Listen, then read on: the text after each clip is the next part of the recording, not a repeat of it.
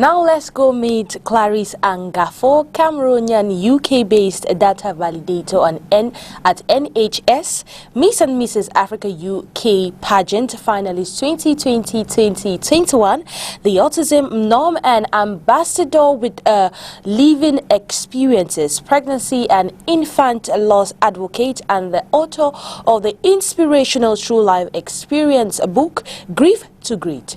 In this report, signed by reporter Kristelle Can. Grief to Greet is the title of an inspirational book by Clarice Angafo, UK-based Cameroonian, autism mom and ambassador, who in this motivating page-turner transports us through love, joy, tears, pains, laughter and wisdom in true life experiences. This book, Grief to Greet, is a touching tale of love, loss, pain and tenacity. I wrote this book actually because when I lost my baby, I discovered that there is a lot that people do not understand when it comes to losing a child. There's a lot that people do not know when it comes to giving support to individuals who have lost a loved one, or generally someone who is grieving. I also learned during my grieving process that we do not only grieve the loss of a loved one.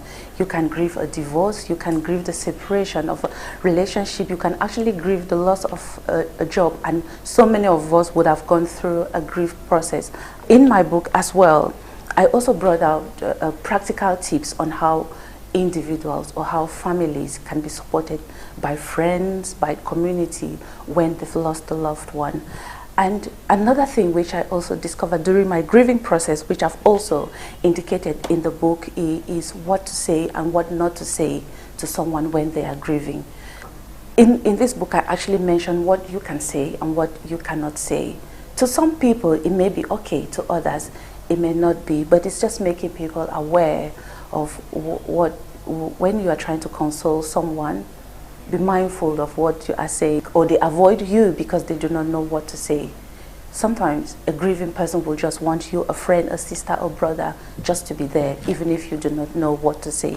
So this is all covered in my book. Clarice is equally one of the finalists of the prestigious Miss Mrs. Africa UK pageant competition, where she looks forward to use her position as Miss Mrs. Africa UK, if declared winner, to add her voice in raising awareness on the situation of people living with autism and be the leading voice of hope and empowerment for them. It's an unusual beauty pageant because when I was growing up, when I hear of a beauty pageant, what I think of the tiny girl, size 8, single, but this one is an unusual competition because it involves women above 30 upwards, married or not married, women who are originally from Africa and who are based in the UK.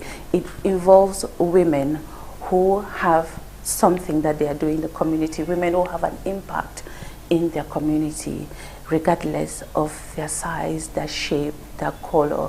The African UK pageant empowerment programs, they have aligned their objectives for about 4 charitable causes. They have autism awareness, they have mental health awareness, women empowerment, obviously, and also the COVID pandemic, which each and every one of us knows about. When I saw this advertised, I was interested.